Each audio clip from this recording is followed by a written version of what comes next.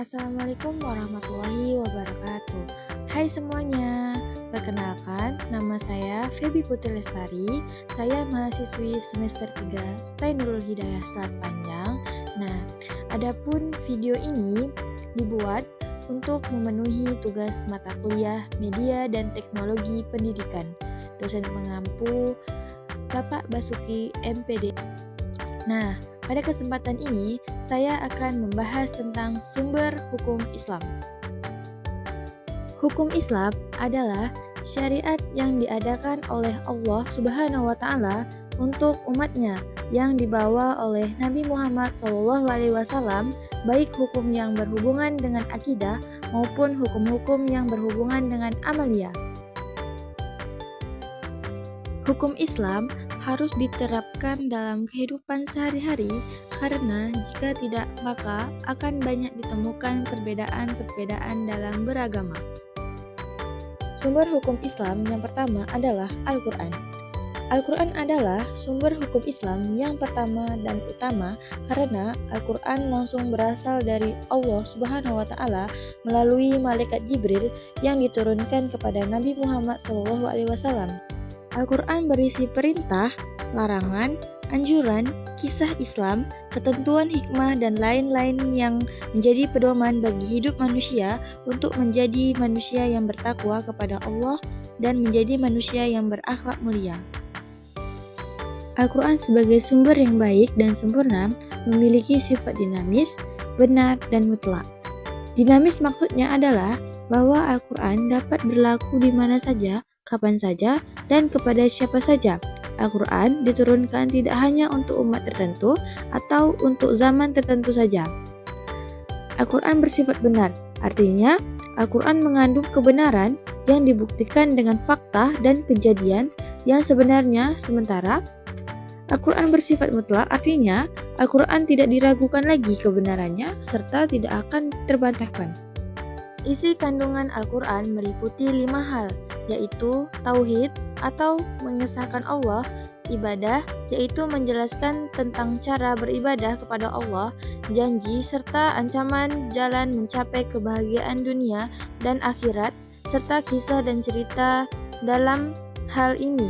Kisah-kisah tentang orang-orang solih dan orang-orang ingkar atau membangkang. Sumber hukum Islam yang kedua adalah Al-Hadis. Menurut bahasa, Al-Hadis mempunyai beberapa arti, yaitu jadid yang artinya baru, qorib berarti dekat, khobar berarti berita. Sedangkan menurut istilah, Al-Hadis adalah segala berita yang bersumber dari Nabi Muhammad SAW, baik berupa ucapan-ucapan, perbuatan, maupun pengakuan dari Nabi Muhammad SAW. Fungsi dari Al-Hadis adalah sebagai pengukuh atau penguat dari hukum-hukum yang telah ditetapkan dalam Al-Quran sebagai penjelasan dari hal-hal yang sudah disebutkan di dalam Al-Quran dan sebagai penjelasan dari hal-hal yang tidak atau belum dibicarakan di dalam Al-Quran. Ditinjau dari segi banyak atau sedikitnya jumlah yang meriwayatkan atau disebut dengan perawi, hadis-hadis dibagi menjadi 2, yaitu hadis mutawatir dan hadis ahad. Nah, hadis mutawatir ini adalah hadis yang diriwayatkan oleh segolong orang yang menurut kebiasaannya tidak mungkin berbuat dusta, sehingga ada yang berpendapat bahwa tingkat kebenaran hadis mutawatir ini sebanding dengan Al-Quran. Sedangkan hadis ahad adalah hadis yang diriwayatkan oleh beberapa orang saja, akan tetapi tidak mencapai derajat mutawatir. Dari segi mutu periwayatannya, hadis dibagi menjadi 3, yaitu hadis sahih, hadis hasan, dan hadis dhaif. Nah, hadis sahih ini adalah hadis yang periwayatannya tidak terputus dari awal sampai akhir dan diriwayatkan oleh orang-orang yang adil dan teliti. Sehingga hadis sahih ini bisa dijadikan hujjah atau dasar hukum Islam. Nah, yang kedua adalah hadis hasan. Nah, hadis hasan ini merupakan hadis yang tidak terputus periwayatannya serta diriwayatkan oleh orang-orang yang adil tetapi kurang teliti meskipun tidak mengandung keganjilan dan kecacatan. Nah, hadis hasan ini juga bisa dijadikan sebagai hujjah. Selanjutnya adalah hadis dhaif. Nah, hadis dhaif ini adalah hadis lemah, merupakan hadis yang ditinggalkan, sehingga hadis lemah tidak bisa dijadikan sebagai hujjah atau sebagai sumber hukum Islam.